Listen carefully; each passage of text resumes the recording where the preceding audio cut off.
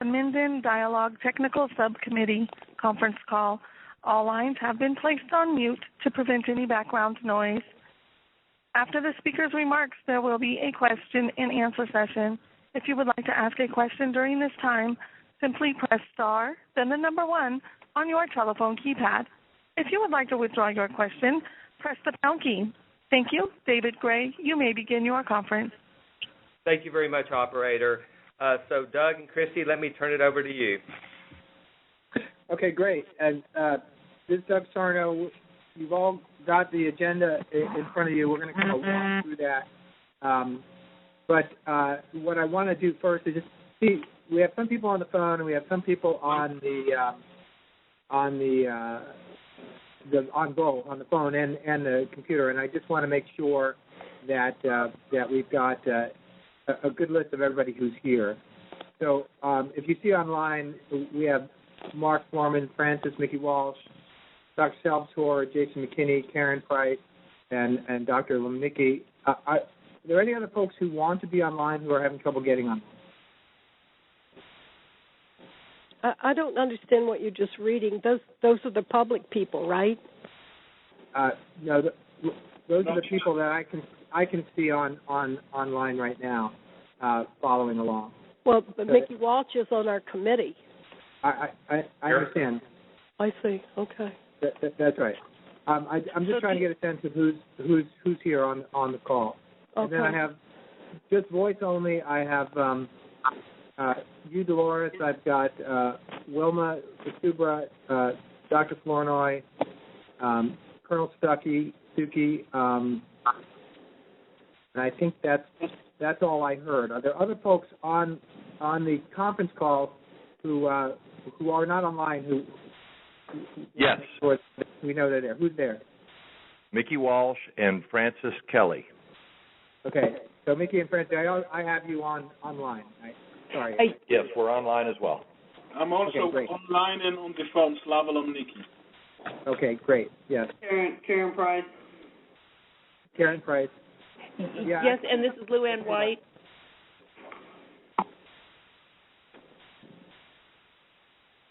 I'm sorry, that was Lou Ann White? Yes. Anyone else? Did I hear you say J.C. King was online with us? No. I'm sorry. Okay, I have everyone, and so as people join us, then we'll just bring them in. So, folks, those of you who are online, you'll notice the little hands up symbol there at the top. If you want to raise a point or ask a question, please do that. Raise your hand, and we'll get to you in order. Those of you who are on the phone but not online, you'll just have to chime in as we go, and I'll make sure to stop and ask if anyone has any questions as we go. And I realize, we're trying this technology out for the first time, and so we'll do our best to try to get to everyone and make sure everybody gets a chance to participate. We'll also you'll see online, and I'll mention this as we do it, if things come up that are action items and or things come up that we just want to keep note of and put in a parking lot, we will be writing those up on the screen, so those of you who are online will see that, and then we'll share those with everyone after the call as well. David, logistically, anything you want to add about the call or the technology? No, the only thing I would add is that, just so everyone knows, everything online today is the same materials that we emailed to you. So there's nothing different from what we're showing online than the materials you have in front of you that you received from Doug by email. We don't have an agenda. We don't have an agenda. The agenda was shared. It's a kind of a long, detailed document. It says Technical Workgroup Agenda Draft Version 4. Did you not get that with the materials?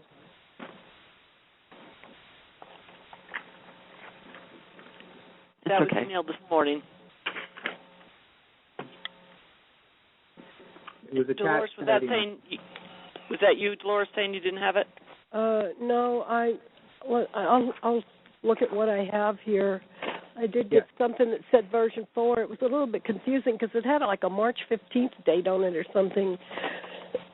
Excuse me. Oh, you're right. It says March, and it should say February. Yeah, Sorry, but I just figured, oh well, that's probably what it is. So I just so much for our knowing what time it is. Yeah. Gosh.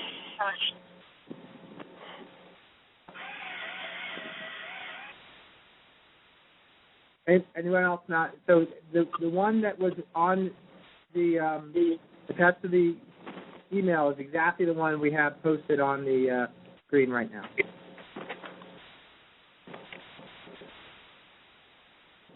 Everybody good with that?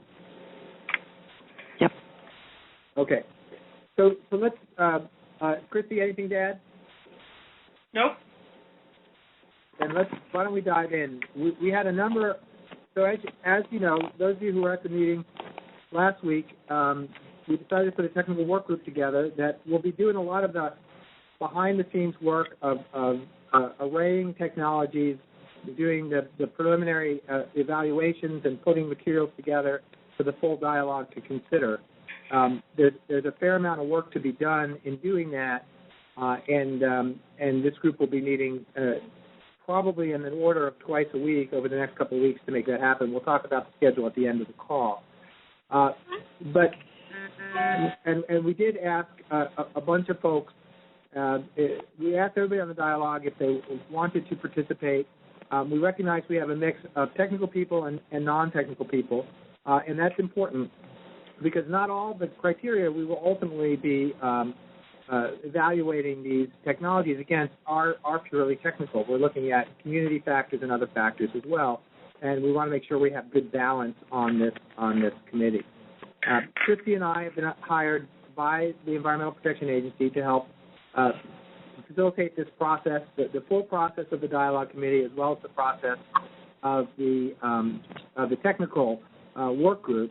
I'm going to take the lead for the most part on the technical work group. Christy's going to take the lead for the most part in the full dialogue meetings, but we're both going to support each other throughout the whole process. And our job is just to make sure that there is full participation. Everybody has access.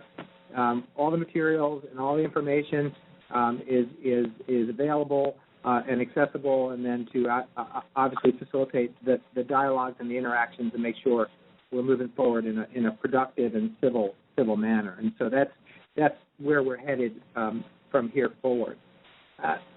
We had a number of questions about non-dialogue members being added to the committee, and right now our kind of proposal back to the work group, the technical work group, and to the dialogue committee is that we keep the participation of the work group to dialogue members, just to make it manageable, to be able to work through this process in a quick period of time. We have a good range, a good balance of different kinds of people and different kinds of perspectives and different kinds of technical backgrounds on the dialogue committee and by extension on this technical work group.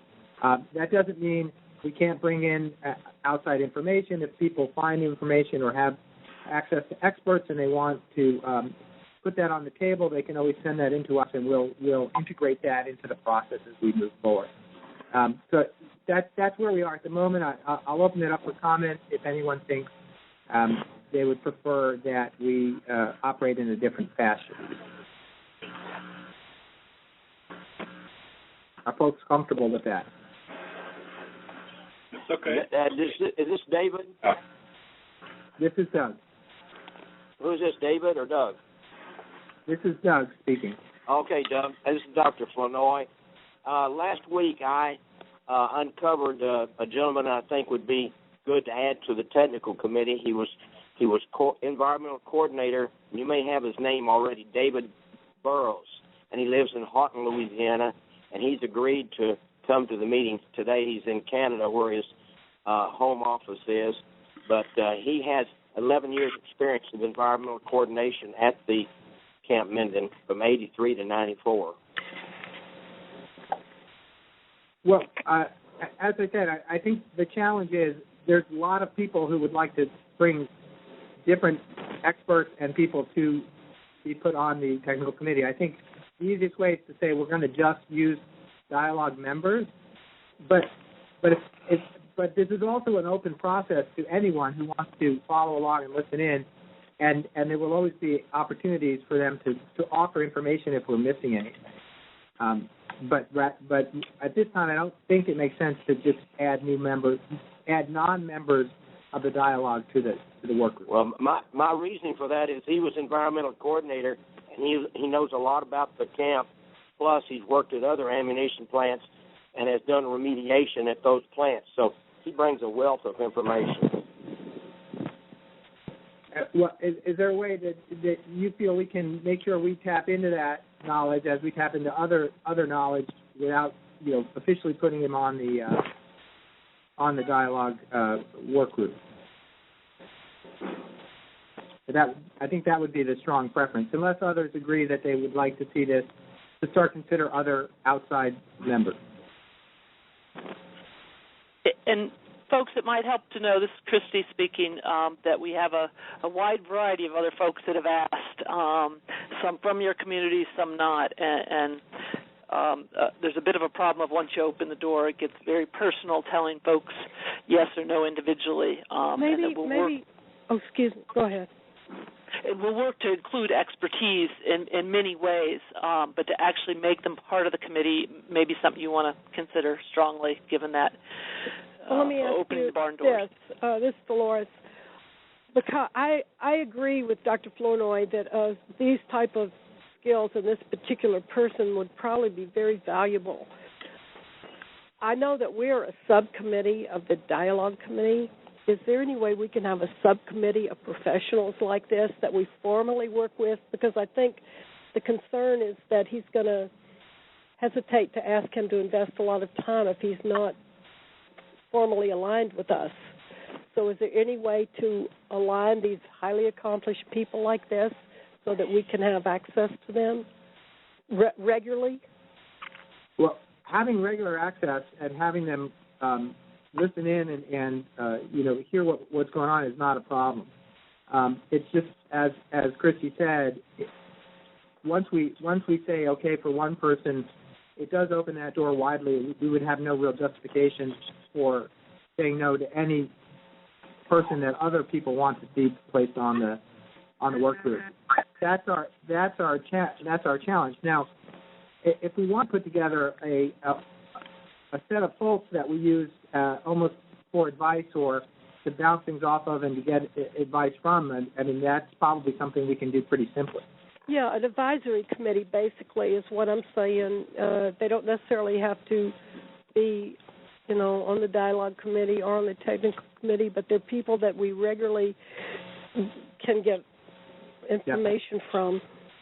And that is a process, used regularly. If folks are comfortable with that, we can explore how to do that in an efficient way. Dr. Flournoy, would that address your desire for this particular individual? Well, to me, he has the most experience probably of anybody that's around these days, and he lives close. He's an environmental chemist, and he and I have talked at length about remediation methods. He's very knowledgeable about that. He's got a wealth of experience. So people like that, you don't hesitate to put them on a technical committee, and he can take my place if we feel like we need to drop somebody off, because he has so much knowledge. He can do the shortcut to solving this problem because he has experience not only at Minden, but at other ammunition plants up in Virginia and so forth. He's done cleanup of the pits and things.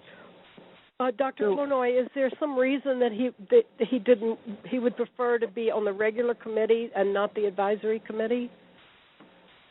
I don't know. He said he'd be willing to help any way he could. He'd like to be here today. He'd like to be on this, but he's in Canada. Okay. He couldn't make it. But okay. I think. So I would like. Maybe I can get. I would like to move this. Yeah. I would like to move this along, and I mean this individual does sound very valuable, and I think to open up the opportunity to identify people as advisors to the technical work group makes a lot of sense, and that sounds like a role he'd be willing to play if he's interested in committee would want to have that access to that.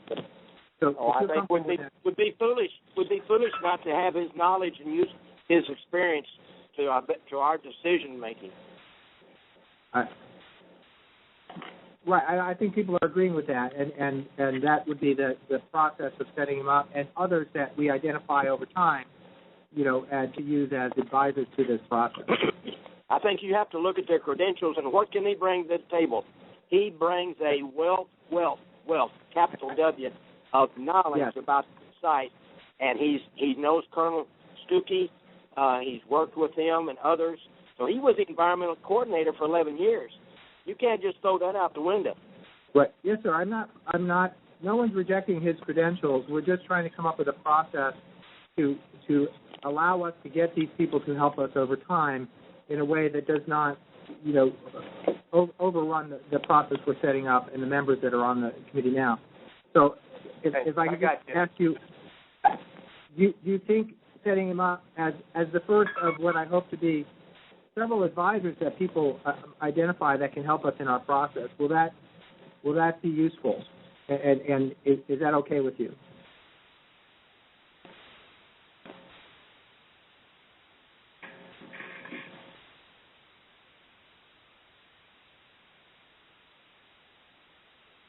I'm sorry, Dr. Porter, is that not okay? Is that a question for me or for the? It was. I want to make sure you're comfortable with us contacting him as an advisor to this process.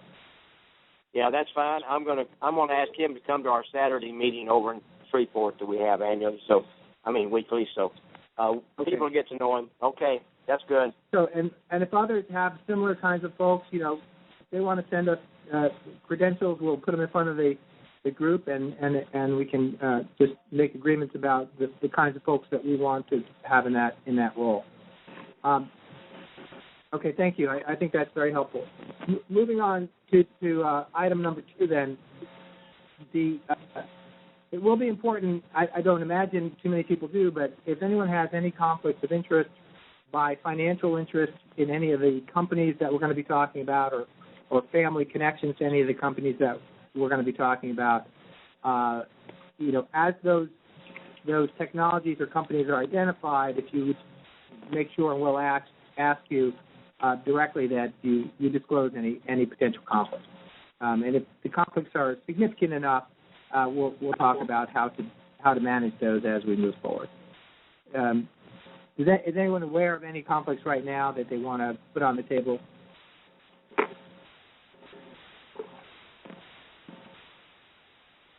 As we move forward and we begin to identify these companies, we'll ask those again. Yeah, hopefully it will not be an issue as we move forward. The big challenge ahead of us this morning really is agreeing how we're going to move forward on the set of technologies that we're going to use as our starting point for evaluation. So at our meeting, we talked about the fact that ESC does have a set of technologies that are certified. The ones we talked about at the meeting were for chemical weapons. They do include the full range of things that might be associated with a chemical weapon, including accelerants, but they were not specific to propellants and certainly not specific to M6. We're not aware that the ESP does have a specific list for M6 or for propellants, but we do want to make sure we're working with the best list possible. In that light, we've asked EPA, and EPA has sent a request back to the ESP to identify the best possible list of technologies that they have looked at and they have evaluated that would be relevant to the material at Camp Minden, and hopefully we'll get a response in the very near future. So we'll know where that. The real question is for us: is this the best starting point for our evaluation? Is whatever list of technologies that have been through the ESP, have some level of certification or acknowledgement from them as appropriate technologies, and if that's not the best starting point, is there an alternative? We're not sure one exists. So, are folks comfortable with us moving down that ESP process to make sure we have a good list of technologies, and or do we add to that list? So I'll open that up for conversation. So, Doug, this is Dr. Flournoy. I got an idea about putting together a table that would list these 6 ESB protocols, and then having a column for approximate amount of money to undergo this one. Another one would be how long would the method last? Let me hold you off on that, because I'm not talking about evaluation yet, and we're going to get into that in a moment. I'm really just talking about how do we identify the list of technologies that we're going to start with. And then we're going to talk about whether we use a screening process to come up with a short list, and then how do we do the more detailed. But yes, it's going to involve that kind of a process. I have 3 hands up on the board, so I'll ask people one at a time. Francis? Hey, so I just wanted to make sure that, because we have a lot of people listening in, that people really understand what you just said about what these technologies that we've been looking at were for. So they were for getting rid of chemical weapons, but the chemical weapons included both a chemical agent and propellants like M6. So they are already approved to dispose of propellants because propellants were part of the chemical weapons that they disposed of. And so I think, given the fact that we have a limited timeline and we don't have time for new technologies to be tested and to be certified by the ESB, that sort of starting with the list that we have is what makes the most sense to get to a solution that's already been proven to be safe the fastest. Right. One thing we definitely don't want to do is start looking at brand new technologies or things that have not gone through any kind of a screening process. So thank you, Grant. Mickey? I wanted to say that one of the ESB list is mostly for explosives. So there is some M6 on there, but most of the lists on there were designed to address explosives issues. So what I was asking about, and Francis and I were talking earlier, was that Jane had said that there was a committee that had reviewed several technologies, and I don't know if they're not all on that list or not, but I didn't want to open up a can of worms, but I did want to approve technologies, and I think all of the technologies that Jane listed were also approved. Some of those were on the ESB list. No, the ones she talked about were all ESB approved. Okay. So yeah. So if everything that she discussed was ESB approved, I think that's probably a good way to go. Okay. Brian? Yes, so the ESB approval only goes up to the point to where the material is rendered non-explosive. Okay, and then at that point where you have other options available to you, ESB says nothing about that, and nor should it. So I don't want to confine ourselves overly too much by saying that once the material is rendered non-explosive, that we have no other options available to us about how it would be processed or treated or repurposed. That's something that we should not confine ourselves to. But up to the point where the material is rendered non-explosive, certainly ESB approval is the way to go. Right, and just so everybody understands that, after you're done with that initial process, you still have material or residue with various properties that either can be reused or needs to be disposed. And so how to deal with that is also part of the decision making. Dr. Lemicki, please. Okay, so I think there is one important issue that need to be raised here. We don't know what are actually the criteria for the ISB for the selection of the technologies, and our concerns may be a little bit different than what they were when they were choosing the ESB approval. Like Dr. Salvatore just said a second ago, from our perspective, the most important thing would be to look actually at the level of degradation and potential emissions from the presented technologies, not the risk of explosion, because the biggest, I think, concern of the community is the emission of different pollutants that can be associated with the burning of the materials stored there. So I think the key would be to find, if it's possible, what criteria are used by ESB for evaluating the technologies? Okay, that's certainly one of the things to help people understand. Well, also, just to make sure we're all on the same page here, what we're really trying to identify right now is simply a starting point. What is the list of alternatives that we want to evaluate? And then we will evaluate them against a wide range of criteria, which the Dialogue Committee is currently finalizing, which will include things like, emissions and risks and worker safety and all kinds of things that are specific to the Camp Minden challenge, including, time frames and throughputs and all kinds of things that are going to matter in terms of getting this done in a timely and safe way. Well, I understand that, but my point was that if we only limit ourselves to ESB-approved technologies, we may actually be missing what actually provides a better technology, because it doesn't mean necessarily that this is the targeted action that they are looking with ESB technologies. Agreed, and that is also, so that the question remains for folks is do we know of other sources of technologies, that should be added to the list beyond what we know about ESB? And again, that's one of the challenges we're going to face as we move forward. Doug, I have a question. What about the experts that's going to be brought on from EPA and from the Army? What about that person? Are they an explosives credentialed person from the Army, and do they know of other techniques maybe? Are they listening in on this conversation? We are still trying to get an expert from the Army involved in this process. We do not have that person yet, and we're in the process of organizing the team of folks from EPA that will be helping us as we move forward. So they are not on this call, I don't believe. Is that right, David?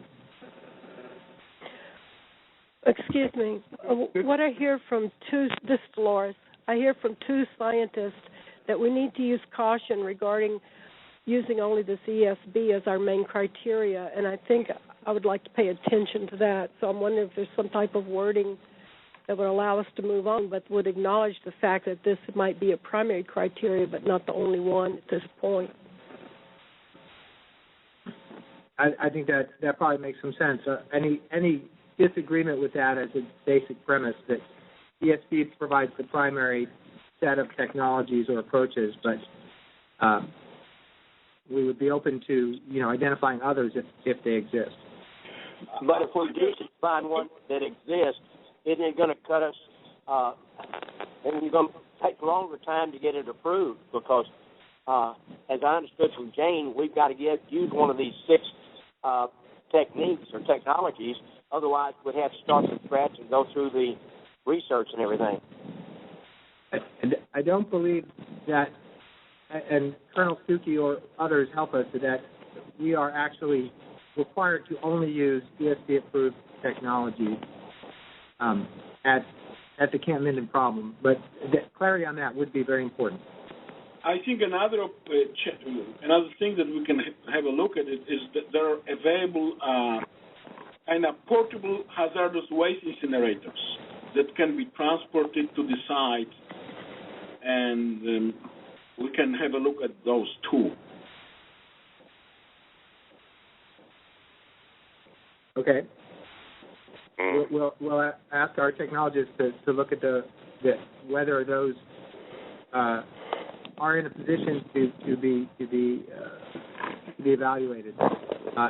If we find that the ESB, hopefully we're going to get a more definitive list from ESB related to propellants and M6. If not, then we're kind of where we are right now. Doug, this is Brian then. I think you understood my comment perfectly well, right? And I wasn't trying to downplay any explosive risk here, but what I was saying is that after the material is rendered unexplosive, we have certainly more flexibility than we would before. That's Correct. All I was saying. But I'm a person that is concerned about the instability of the material because it is so old and because it hasn't been handled properly. Agreed. And we're going to have to discuss what happens with that second phase of material. Yeah. Guys, this is Christy, the other facilitator. I'm just taking notes that you can see down below to keep track of the conversation for later, so let me know if you see anything wrong. Also, David, can you clarify? I know EPA has put in a request to the ESB. Have I captured it correctly? Can you speak to that a little bit? Yeah, this is Sam. Thank you, Sam. So, yes, we do have a request in with the Army, and we are working extremely hard to get clarity on the ESB approval process, specifically as it relates to propellants M6. We are very hopeful that we will, and optimistic that we will actually get some information back from them in the very near future. We just don't have it yet. But that process is ongoing, and we're going to continue to work that process very diligently until we get an answer. So what did you actually request from ESB?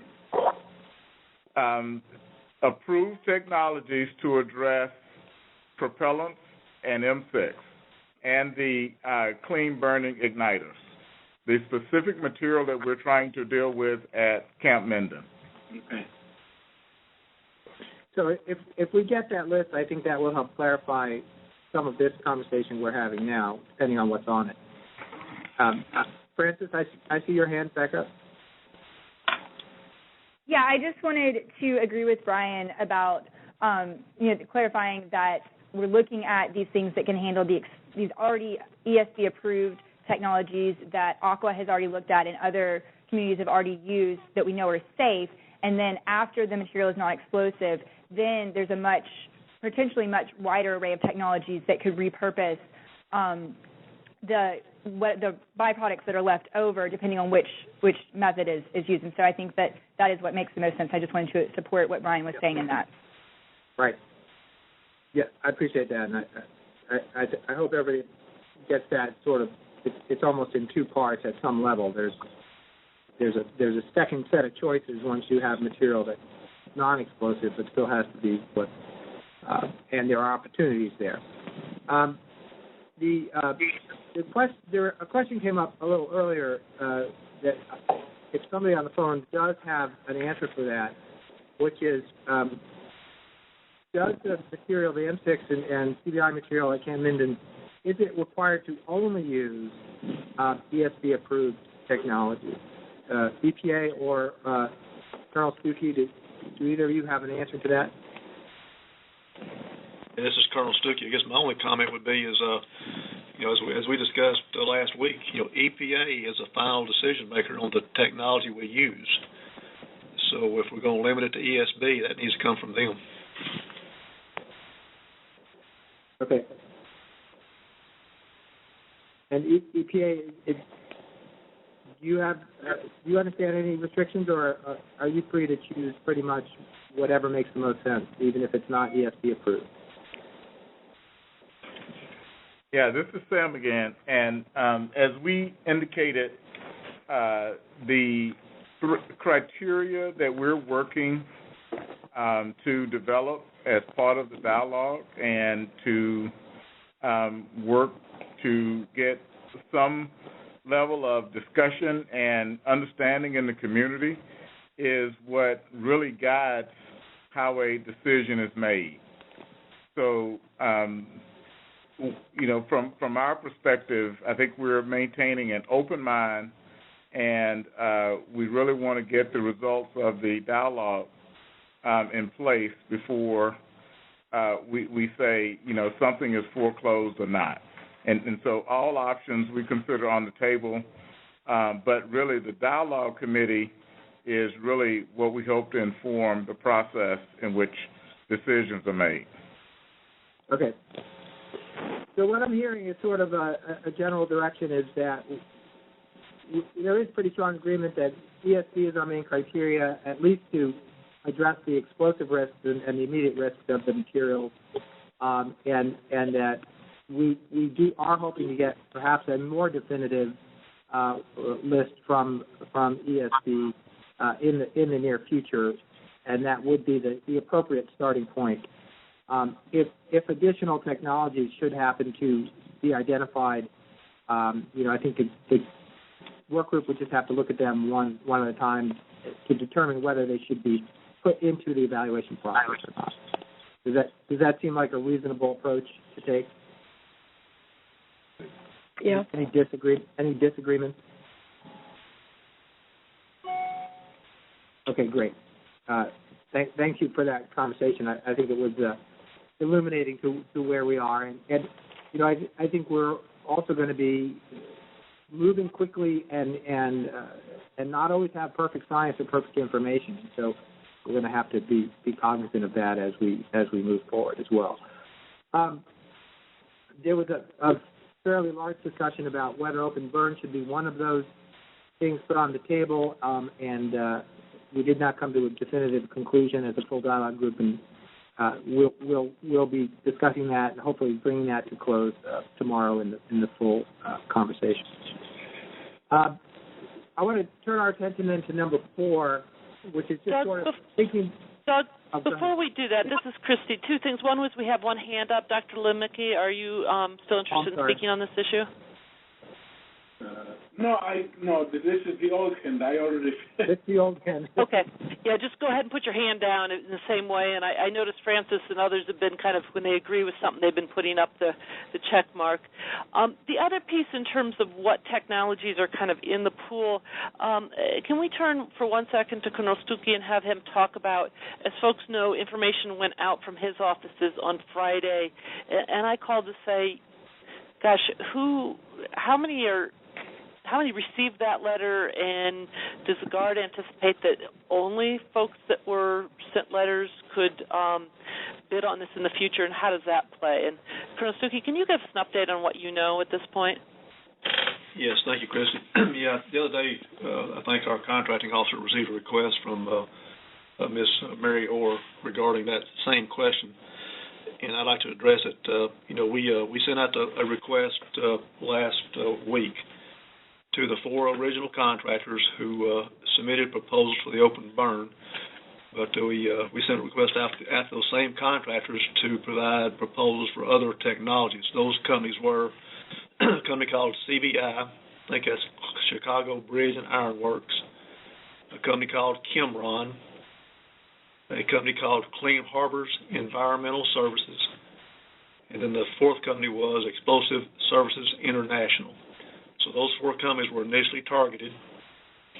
Since that request went out, we've been contacted by 4 other companies who we've asked them to give us proposals. And those 4 companies are U.S. DMIL, a company called Ordnance Holdings Incorporated, a company called CH2M Hill, and then the last company is General Dynamics Ordnance and Tactical Systems. And at this point, those are the total of 8 companies who we expect to receive proposals on other technologies or other methods. And what was the due date for that, Colonel? The request went out, asked them to provide their proposals by 24 February.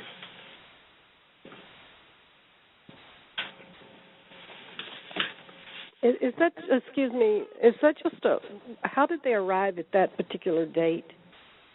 Well, I think it's as, the general announced in the meeting last Monday, he's interested in, we believe the material is deteriorating rapidly, and we don't think we've got a lot of time to deal with it. And, working on an emergency proclamation that the governor issued, and we felt that it was necessary to move along quickly to get some other methodologies on the table to consider. Well, how long is that? It's like 2 weeks at the maximum that people got a notice about this? That sounds about right. That's correct.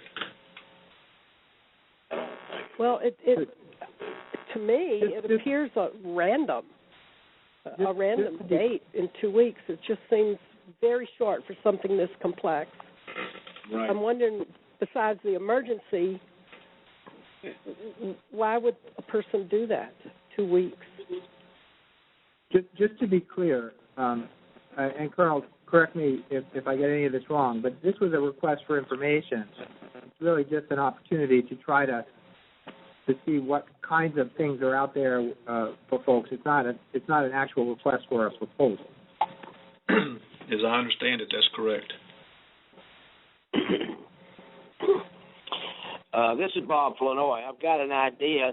If we've got 8 companies that are interested in performing a method for us, why don't we ask them to submit their process, and we go from there? Well, again, I think we want to make sure we're starting with a list that comes from a somewhat of a pre-screened, pre-approved approach, and that was why we want to go to the ESB. I think if you look at the list of names on this list, many of these line up with what we believe is on that ESB list. I do see a couple hands here, Francis. Yes. So I don't know if this is the right time to raise this point, but I understand that in other dialogue committees and also in the Aqua Dialogue Committee process, when there were processes like what the National Guard is doing with doing this request for information and evaluating that, citizens and scientists were allowed to sit in on those processes, and they signed confidentiality agreements, and that is actually what Jane Williams did with Aqua, and why she was one of the 5 citizens around the country that is an expert on these technologies, because she was in on that. I think it was the Army that was doing that process of looking at these technologies and looking at these companies. And so I would like to make a request that in this case that the National Guard's working group that is getting these proposals in from these companies, that there be citizens or scientists who sit in on that group, and whatever needs to be done legally in terms of confidentiality agreements to allow that to happen, that would allow for the most transparency and would allow for the work of the Dialogue Committee and the work of the National Guard to go hand in hand.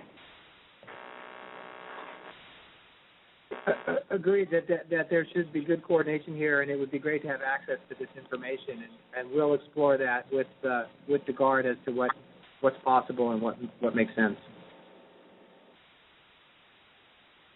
Dr. Salvatore? Oh, yes, I have a question and also a comment. I'll make the comment first. I think that what's of paramount importance here is that this whole process is driven by an objective evaluation. It's not driven by a procurement process and by deadlines of getting in quotes. Now, I've said many times already, I am not downplaying any sort of explosive risk here, but the evaluation of the stability is something that the National Guard has been presented with the opportunity to do, and for whatever reason, a comprehensive evaluation of that stability has not been done. And if they're looking for information of who they could get to, how these tests could be done in real time, I can provide that to them, and I can also provide information about the techniques. And I don't think it's going to be very expensive, because a single pellet can be assayed on site, and in fact it's non-destructive. The pellet can be put right back in. So that's something that I just wanted to offer up there, because the stability is a concern of the colonels. And the question that I have here is this deadline here of next week for getting these quotes in, does that apply to everybody, or does that just apply to the companies that have already submitted the bids? Because we're not having our technical discussions this week. Those are going to start next week. So it wouldn't make sense to put the cart before the horse and put an arbitrary deadline in there before we can all evaluate here the practicality of these various methods. Right. And again, that's why I want to be clear with folks. These are not bids. This is a request for information.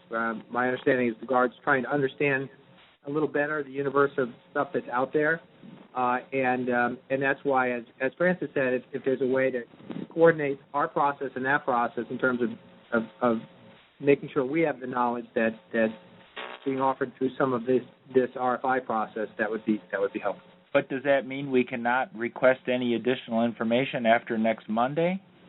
No, it also doesn't mean that we can't go to vendors directly and ask for information as a committee. I mean, I think we'll get to this in a second, but how we gather our information and how we make sure we have a full and balanced set of information will be very important to our evaluation process.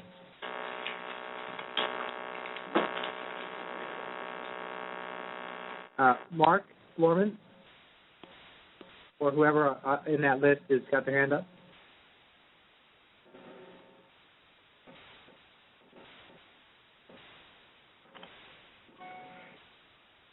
Doug, you're going to have to explain maybe how to, they need to hit R1 to speak. So I'm sorry to interrupt. This is David. So the mics are only turned on for participants, not for observers. And so if the observers are raising their hand on the webinar, their mics are not activated right now. Okay, I'm sorry. I didn't realize they were non-members. So we'll hold off. If there's time at the end, we will open it up for public comment for those who are not on the dialogue work group. So thank you, Colonel, for explaining that process for us, and I think we will have to have a further conversation about how do we coordinate between that process and this process to make sure we all have the information we need to do a robust evaluation moving forward. The fourth item we wanted to talk about here was just sort of how we're going to move forward, and so we already started talking about that a little bit. Right now we're looking at EPA, the Guard, Louisiana DEQ, and hopefully the Army as important technical sources that we would be coordinating with them and interacting with them. We also are looking to the participants on this working group as a very valuable resource in doing that as well.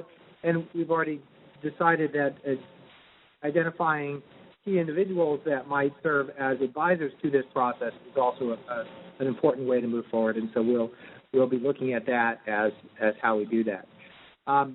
The real challenge for us is going to be making sure we have fair and balanced information that everybody trusts, that come from sources that are identified so that we're all comfortable with them and that we know where they came from.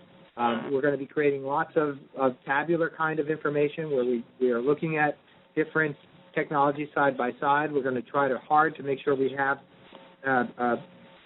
similar types of information for the different technologies so that we can answer key questions about that are the criteria we're going to use about what's important at Camp Minden and with the M6 located at Camp Minden.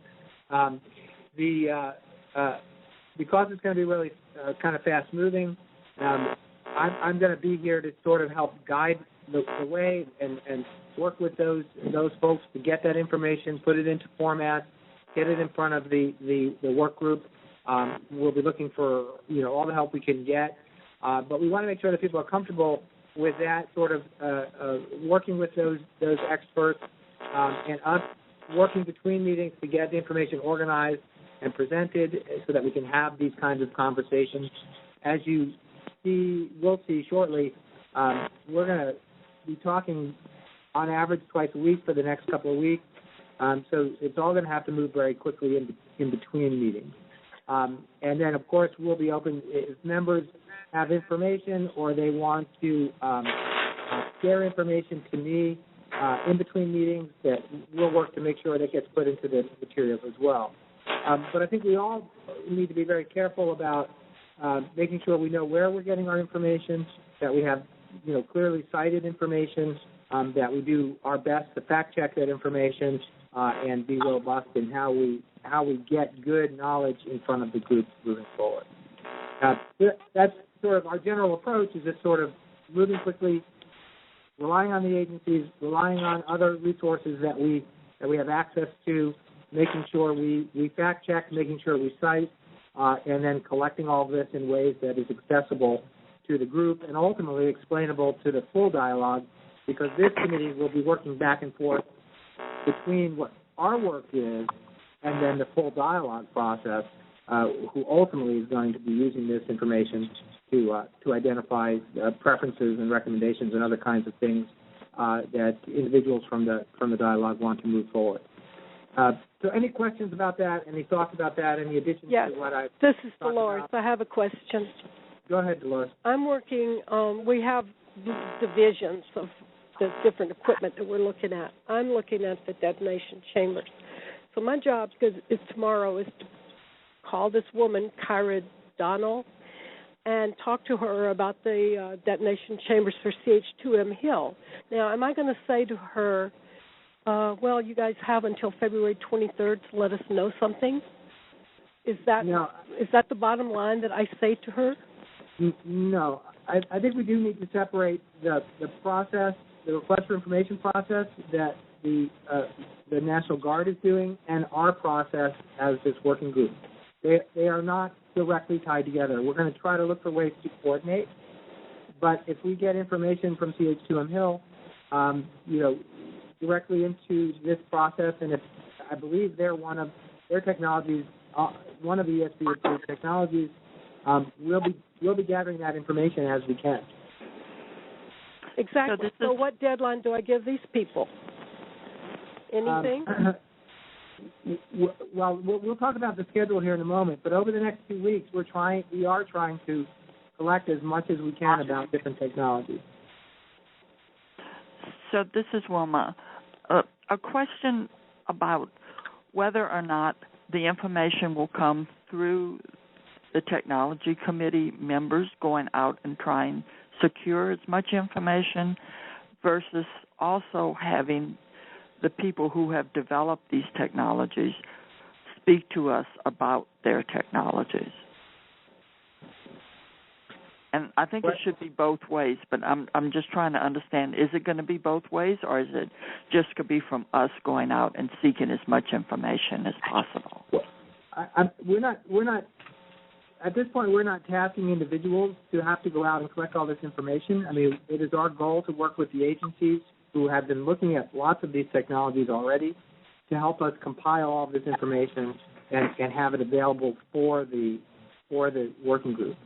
If individuals have additional information or having additional conversations, then we certainly are looking forward to their opportunity to contribute that information to the process. Thanks. This is Bob Flanoy. I think we're missing part of the puzzle. Part of the puzzle is U.S. Army has experts, and we don't have those people on board with our technical committee at this point. And I think we really need somebody that's an explosion person, that's expertise and detonation, and then somebody that is also familiar, very good in methodologies for removal of this waste at the Army level or use of FEMA. But we need to have those people on board now because we're under a time frame in which we've got to be making some quick progress for the instability of the explosives. No one on this call could possibly disagree with you. I think we're all on the same page, and we're reaching out to the Army and working as hard as we can to get them to please come to the table. This is Sam. Can I say something? Yes. Yeah. If we recall, one of our representatives, local representatives, went to Washington D.C. had a meeting set up with the Army, and when he got there, he was stood up, and the Army didn't meet with him. Right. So what I'm trying to say to you is this. We cannot sit back here and rely and depend on the Army to come to the table because they very well may not ever come to the table.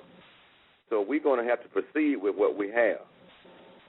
We do have a time limit, a time frame, and if we keep messing around, the time frame is going to demand that we do something, and it may not be what we want to do. We're not going to be able to get every expert in America to come to the table. We're going to have to take this committee, do what we got to do, and bring something that we can recommend to the Dialogue Committee and that they can recommend to the EPA. We are not going to be able to get everybody in the world to comment on this. we're not making progress. The Army may never, and it's my feeling that they're not coming to the table. So we got to accept that and move on. Right, and so the bottom line is we're making every effort, but we still have to keep moving. And if we have to find other sources of information, we're doing that too. So, and if folks have knowledge and experts that, again, they think could be helpful, we're going to find ways to work with them as well. Yeah. I have another question, because if we think about using the technology to utilize these materials, we have to look also at the specs, in a sense, what kind of a capacity of burning it has to have, how many pounds per hour or pounds per day. Correct. That is going to be a very important piece of the puzzle here at Camp Minden. So I think this is a critical thing for choosing a technology. Well, the man that spoke up at the technical committee last week was the Senate Environmental Committee, said that they had a burner, an incinerator, or plans for it that could burn 10,000 pounds an hour, which would be 80,000 for 8 hours. That's 80,000 pounds, and that's what we see as a level in which we'd have to get rid of this material. Okay, so when you're talking about something 10,000 pounds per hour, so obviously that instantly it means it's an off-site treatment. Right. We will get into all of those details as we move forward. I mean, we have to understand, all the parameters of the different available technologies to compare them to each other, and understand what that means for actually taking care of the very large challenge at Camp Minden.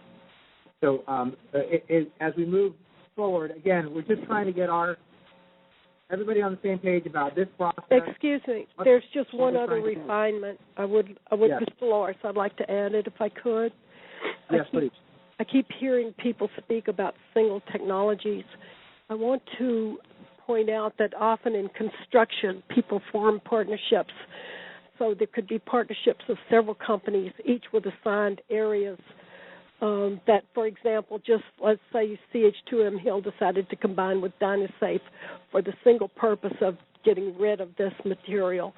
I don't believe we should limit it to simply one alternative when we're talking about this, or the one alternative or a partnership of alternatives, technology alternatives. I think that's a really important point. Thank you, Dolores. I mean, I think that we may very well end up needing to look at combinations or multiple streams of technology in order to address this challenge in a timely fashion.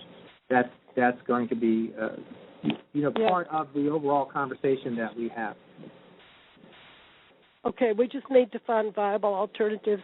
That's the main deal, but there may be more than one way to get to it. Correct, and I think creativity is going to be important as we look forward. Which kind of brings us to the fifth thing. And remember, this meeting, we're just really trying to get our act together. We're trying to get organized, get everybody a sense of what we're trying to do and how we're trying to move forward. We don't have the technology, evaluation to be putting on the table yet. We're going to get there. We're going to get there soon. One of the things we do want to do, though, is once we have that list, and hopefully we're going to have that list in the next couple of days, we want to be able to look at those technologies in a comparable way in terms of just their basic descriptions and the basic knowledge about them. And so we're going to create a quick little fact sheet format. We put together a couple of ideas for what might be on that fact sheet format. Obviously, the name of the technology, what it is, how it works. We want to understand, has it been used for M6 before or similar types of materials like M6? What were the results of that, previous knowledge with that? Is this a technology that can be implemented on-site or would have to be implemented off-site? We're going to have to talk about what that means and if off-site is even feasible or possible looking down the road. We need to understand, if to the degree we can, what's the current availability of the system. Some of these things are are actual pieces of equipment and there are only so many of them available? What is the residue stream produced? As Dr. Salvatore was talking about, you make this stuff non-explosive or non-hazardous, but there's still material left. What does that look like, and how does that have to be managed? What are either its reuse and or disposal requirements? What types of emissions do we need to consider in that? And then the question that was just brought up is, what is the maximum capacity throughput of the system in terms of what can be handled in a period of time? So that's just a kind of a first cut at what are the key questions we want to put on the initial fact sheet about each technology. Are there other questions that you think are important to have the basic information on as we start our evaluation about different technologies? Well, I would suggest, first of all, it needs to have a defined destruction efficiency, what kind of a DRI it has, that we can have a look at. Even if it has a post-secondary combustion chamber after, the initial treatment, what kind of emissions we can anticipate from them. Uh-huh. Good. It's 4 nines or 5 nines or 6 nines.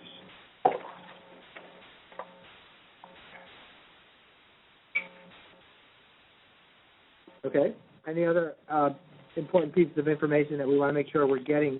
And again, as we look at these, I think we'll be asking more detailed questions, but we want to know what's the first cut of information we want to make sure we get to folks. This is Frances, and one of the things that I think is really important, and that as I've been talking to community members from Doylean and the surrounding area, I think is very important to them, is that whatever emissions are produced can be captured and held to be tested to verify what is in them and how much before they get released. And so I think that particularly applies to sort of if technologies that produce a gas like waste stream, but I'm sure that we would also, if we're looking at other technologies that have like a liquid waste byproduct or a solid waste, that could also be tested so that it's not just sort of theoretically this has this destruction efficiency and this stuff will no longer be in it, but we can actually, as the process is going on, verify to the community that no, nothing bad is being put out into your atmosphere. And I think that's really important given the level of distrust of government agencies that we're currently experiencing here because of what happened in the past. Well, I think I agree. Hang on a second. Nikki, I see your hands up. Yeah, I just have one comment on the process as well. There's a lot of the vendors that are putting together technologies for us to review are also participating in the bid process for the Army, and there's a lot of information that I'm afraid that we're not going to get our hands on as a result of that because it's a competitive situation and many don't want to disclose what their process is going to be. So, we may be in the dark on a lot of opportunities that may make significant impact on how we guide our decisions. So I just wanted to voice that concern and see if there wasn't some way that we could get around that. And I heard somebody mention earlier about NDA agreements, and it may be something that we need to look into. Thank you. Thank you. I've dealt with incinerators, a mobile incinerator back in the 80s, mid 80s, and you had to have a DRE of 6 nines, 9 point, and then 4 nines, and it had to be a 3-second exposure time for the chemicals. The person that I mentioned the other day, or today, Dave Burrows, who again was with the Camp Minden for 11 years. He has been involved in some of that work with mobile incinerators, and he related to me that the Army had a couple of mobile incinerators at their disposal. Now, I don't know whether they own them or whether they have access, but that's something that could be considered. Of course, you'd have to control the emissions, and most of those will have ways of putting out any exhaust or emissions that meet that 6 9 requirement. I think you were talking about this was other times when the Army was using the ships for incinerating. They were equipped with Vulcan incinerators. I don't think they use them anymore. Right. I don't want to go down the road too far on that. I think mobile incineration was brought up earlier too, and once we see what the total list from that we're going to work with, that might be one we have to raise as its availability and efficacy in dealing with this stuff. Any other thoughts on this? Just sort of what we want to make sure is included in the basic description that we're hoping to pull together here in the coming days.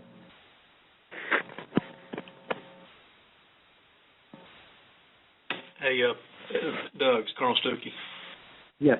You just want to, I think, criteria, at least from our consideration, is how much land, if they're going to do it on site, how much land space do they need to set this system up?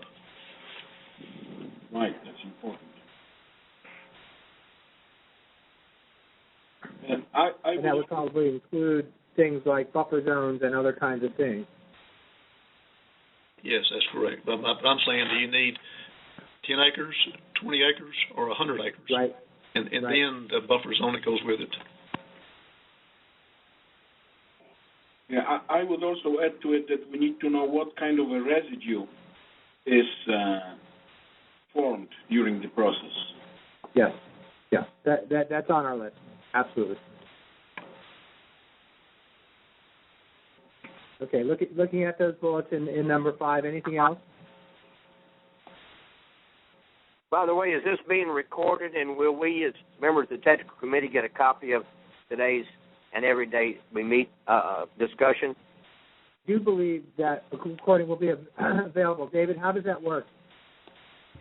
Yes, this is David, and so we will provide everybody with a link to the recording. It will be maintained for several weeks.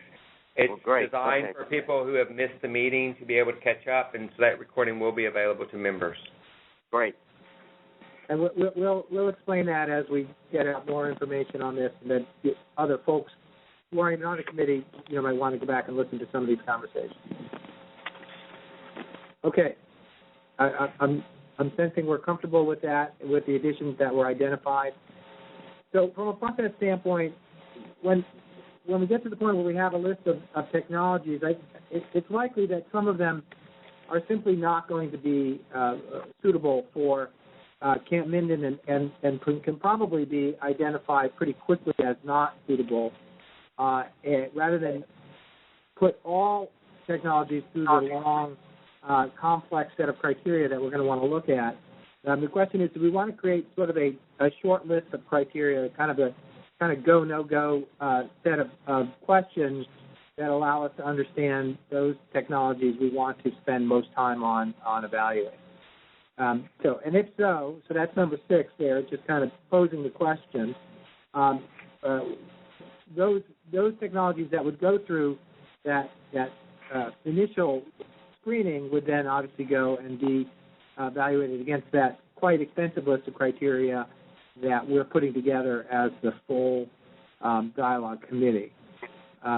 So does that make sense? And then if so, we would look at number 7 and talk about the kinds of shortlist criteria that make sense to use as an initial screening. So first question is, are people comfortable with that? Does that make sense? Any reservations about doing an initial screen? Well, last time we did this, some of the things that we thought were interesting were thrown off the list, and they were initially, they were not even put on the list, whereas they needed to be added in. We're thinking of the recycling, for example, and yet things like detonation when those ditches was put in there. So I don't know. I think, we can look at the list, but hopefully it'll be improved. Well, I have only one question regarding the second point, or second bullet in the point 7, which is it likely to be commercially available? Because the meaning of it may be a little bit broad. What does it mean commercially available? maybe get rid of the word commercially and just say available. I mean, the idea being, in looking at Camp Minden, there's kind of two time frames that are really important.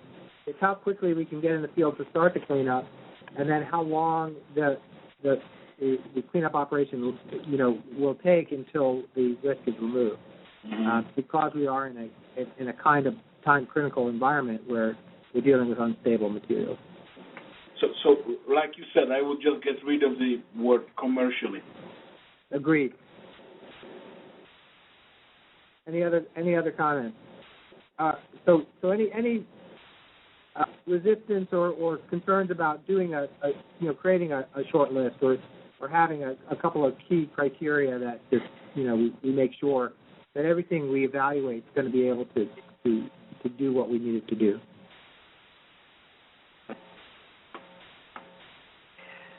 I have a question about the money set aside for this remediation or removal. $20 million. Are we fixed on $20 million, or some of these technologies may be, excuse me, more than that? And so, where are we going to be in the situation where we don't have enough money to complete the process? So, I will defer that question to EPA and the state. Yeah, this is Sam with EPA, and as you heard Administrator Curry say, we are really focused on the safe disposal method and assuring that the public is protected.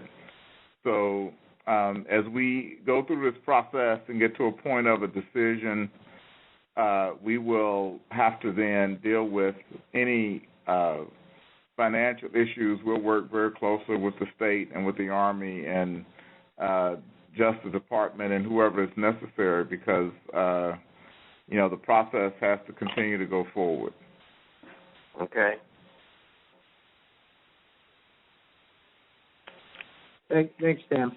So, not hearing any reservations about the idea of a shortlist process. Any further comments on those potential criteria for evaluating, doing the quick evaluation of technology? Again, the ones that we go to full evaluation are going to be very detailed in the evaluation. Doug, this is Christy, the other facilitator. I'm wondering that we need to push the group a bit more at this point, because I'm thinking that folks, if I told you guys, and I'm making this up, technology Y would take 30 years to destroy what's on site, my guess is most of you would say that's not really a viable technology, let's leave that one aside. Or if I told you it'd cost, $50 billion, you'd set it aside.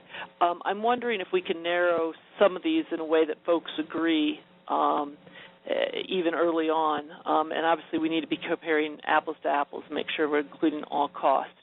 But I suspect there is some line here where people would agree that either cost or throughput or even kind of what comes out the other end in terms of types of effluent might make something just a non-starter.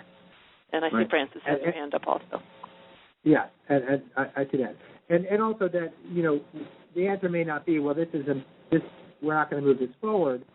The answer may be, this can't handle the job by itself. It would have to be in combination with something else in order to, be timely and or deal with the volume.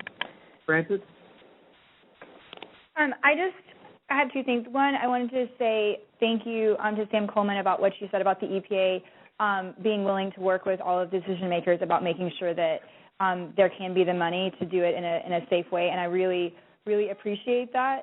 And I also wanted to say that I think because of some of the concerns about the stability, one of our experts was concerned that to protect worker safety, it might be necessary for any of these companies to also be looking at robotics to move the M6 from the bunkers to the technology or to, I don't understand how this would work, but to whatever method they would be using to either, repurpose it or detonated or whatever. And so I think that is something that we need to know if that would be necessary to do.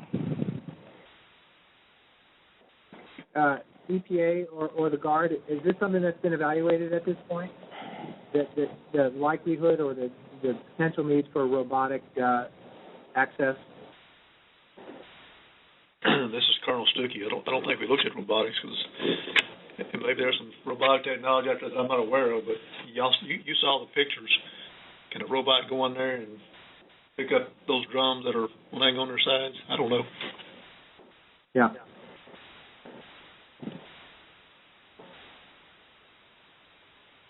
Well, I think one of the criteria, and I think it was listed there, that is the potential of the emissions to the air, which remove some of the technology instantly. For example, just a detonation or something won't be a viable option, I would say. Yeah, I think at the end of the day, the committee is going to be looking at a lot of different technologies, but some of what it would be the desire to see certain parameters included in the evaluation and or issues explored. And we've heard quite a few times about the idea of how well do we really know the level of safety of this material in its current condition. Is there a need for more evaluation, more monitoring? How do we get what information does exist out to folks in a way that everybody understands what the current conditions are, and how will that long-term affect, things like worker safety, both for workers needing to be hands-on to this material, but just workers within a certain vicinity of the material as this process moves forward. Any other comments on this? What other potential short list criteria might be important?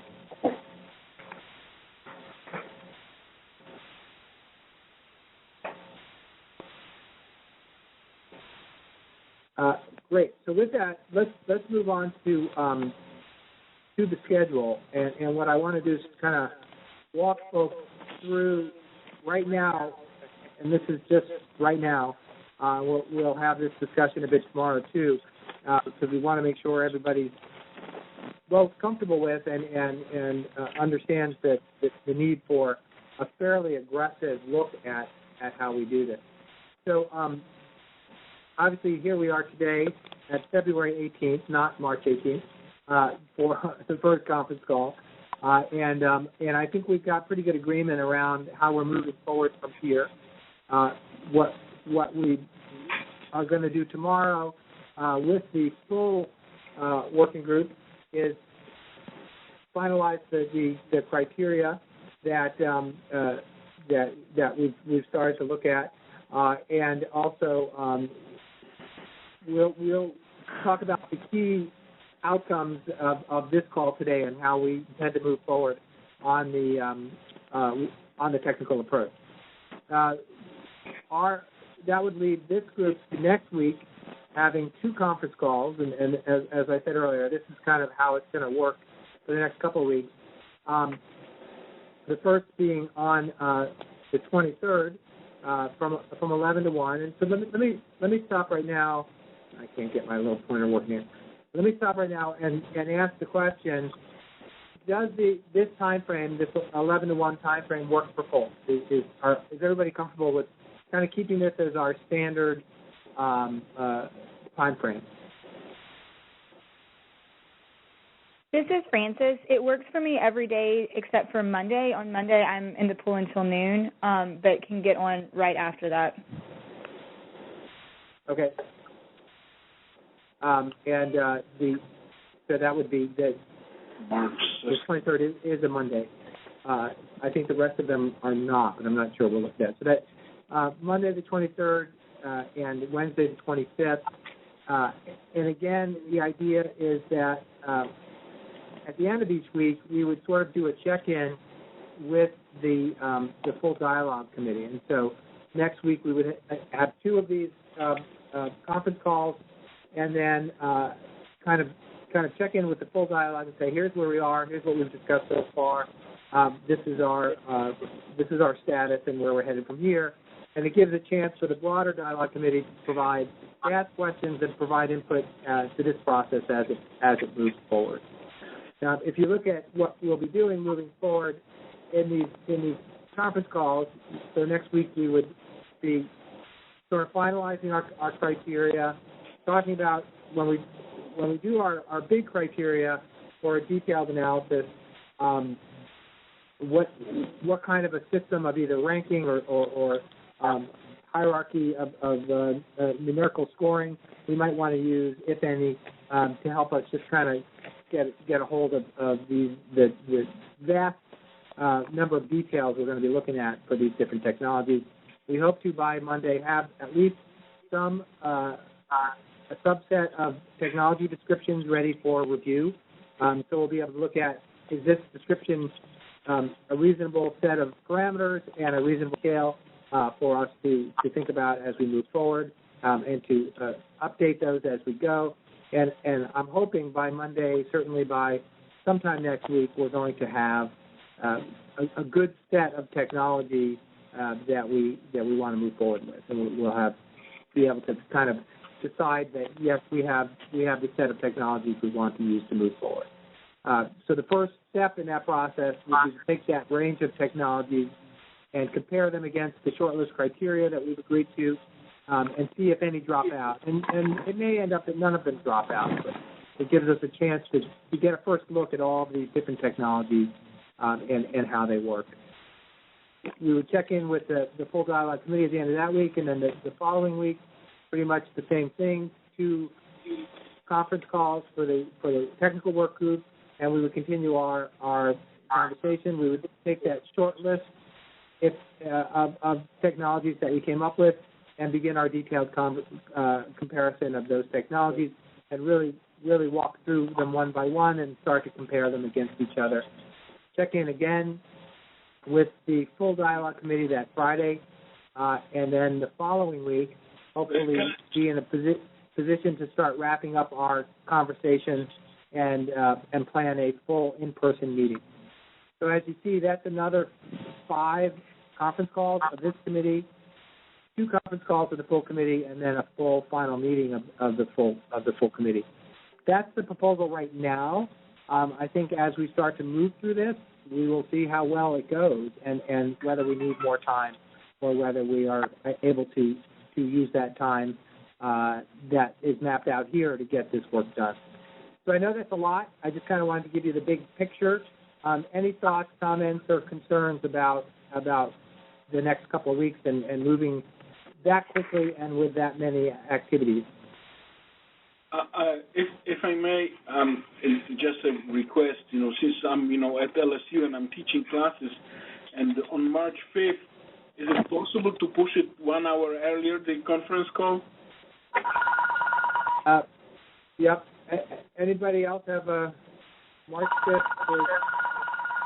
is a Thursday.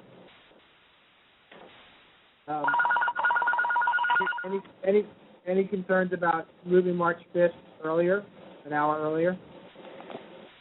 That's fine to me. Okay. And again, you're saying to start it at 10, you mean? Yes, it would go from 10 to noon instead of from 11 to 1. I would be able to join at 10:45. Okay, so we have kind of dueling conflicts there. I think this is part of the challenge of any group like this. Once we start to think about how do we make this work, it gets difficult to meet everybody's schedule. Well, or maybe later, because I'm just this day I'm busy from 12 till 1:30.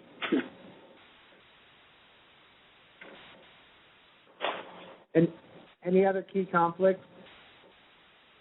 This is Frances. I'm noticing, I think, now that there are 3 Monday conference calls, and so I would miss the first half of each one of those. So even if that was an hour later or half an hour later, that would make it a lot easier for me, because I'm physically in the pool, and it's sort of really actually impossible for me to be on the phone while I'm in the water. So here's what I'm going to suggest. Could everybody email me your conflict? I think that will be easier. And then I'll just have to make a decision based on, how do we accommodate the most people the most effectively if we need to adjust some of these meetings up or back. And I'll make a proposal. What I don't want to do is move it and then create all new conflicts. So please send me your conflicts, and then we'll do our best to accommodate the most people. And also remembering that, we will be recording these, and we'll be available to help people catch up with whatever the pieces of meetings they missed. And send it to Doug Sarno? Yes, please. Email Doug Sarno.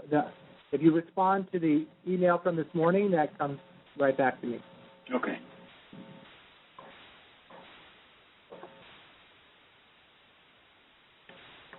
So that's what we wanted to cover today. Any, David or Christy, anything to add from a logistical or facilitation standpoint? This is David. I'll let Christy go first, and then I'll add a couple of comments. Christy?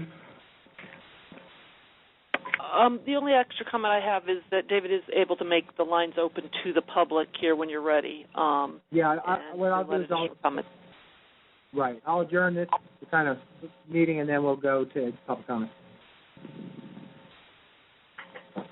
Great. Well, thank you all for hanging in there. It sounds like David did have some additional comments, so. Oh, go ahead, David. No, mine was just about opening it up for public comment. I'm sorry. Please close it out, Doug, and then I'll work with the operator to queue people up. Great. So if we want to hear the comments, we just stay on the line? Yes, ma'am, please. I would encourage that. We recognize this is going to be kind of fast and furious, and we hope you bear with us. And if there's anything that's happening that's not working, just please let us know. We're not going to get this perfect the first time out the door. We're trying to make the technology work, trying to make the times work, and trying to make sure we get, most important, the information we all need to do the analysis we have to do. So bear with us, work with us, send us your ideas, your thoughts, your input, and we'll do our best to keep us moving. Thanks, everybody, for your attention and working through this call today. And with that, we'll close the official work group meeting and open it up to public comment. Great. Thank you, Doug. Andrea, this is David. Will you go ahead and announce the instructions for Q&As, and we'll start queuing folks up. At this time, I would like to remind everyone, in order to ask a question, please press star, then the number 1 on your telephone keypad. We'll pause for just to compile the Q&A roster. Again, if you would like to ask a question, please press star 1. And you do have a question from the line of Michelle Bates. Can y'all give us the link to the recording for the meeting today, and make sure that the links are published online for any minutes or whatever from today? Yes, ma'am. We absolutely will. Okay. And guys, just because this is Christy, because I happen to know Michelle's a reporter, as I'm sure many of you know, is there any objection from any of the committee members? We're trying to make this process as transparent as possible, but you all need to be aware of that and let us know if you have any serious objections. Otherwise, we're going to proceed transparently. And you have a question from the line of Rick Broussard. Yes, I'm on the dialogue committee. I just wanted to make a comment. The mic on the telephone is picking everybody up very well except for Doug. Doug's voice seems to fade away to a point to where it's inaudible at times. Everybody else seems to come in loud and clear. I'm just not sure whether he's holding it too far away from his mouth or And a question I had was that I'm supposed to participate in the webinar tomorrow, and I have not received any information as to how to log on to it. And this is Christy. I'll be sending that out here later today. And Guys, I got to tell you, what you guys are doing as a community really is unique, and trying to do this in a dialogue fashion is unique. But what's wildly unique is the timeline you're trying to do this on. And as many of you know, phones have been ringing constantly. The Facebook's going constantly. This is a bit of a wild process. Normally, we apologize. Normally, we would have agendas out to you days in advance, and that's not possible. So we're doing our best to get stuff out to you. I will make sure we get the link-in stuff to you tomorrow. But, David, am I correct that it's the same call-in number tomorrow or not? Yes, this is David, and so the speaker call-in numbers will be the same for all of our calls, as well as the public call-in number will remain the same for all of our calls. We've secured those lines for the duration of this project. And the webinar link also, David? The webinar link will be the same also. The only thing that will change will be the call ID number. And did other folks have trouble hearing me as well? No, that comes in pretty clear. Doug was the only one that was fading away on me. Anyway. No, this is Doug. I'm just wondering if everybody had that same. That's what I mean. At times it's clear. At times you almost have to lay on the phone to hear it. It was the same for us, Doug. Okay, I'll try to figure out how to get a different phone next time. Guys, also, when you call in, I noticed the operator said, are you presenter or just listening?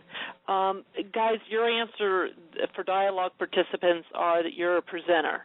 And I know that's not exactly what you were thinking, but that's what you need to say if you're on the technical work group, you're a presenter. If you're then on the dialogue for a dialogue call, you're a presenter.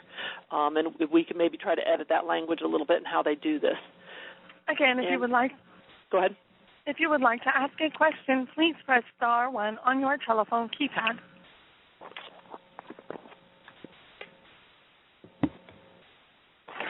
Great. And there are no further audio questions. Thank you very much, Andrea. And so, folks, with that, we'll conclude today's call.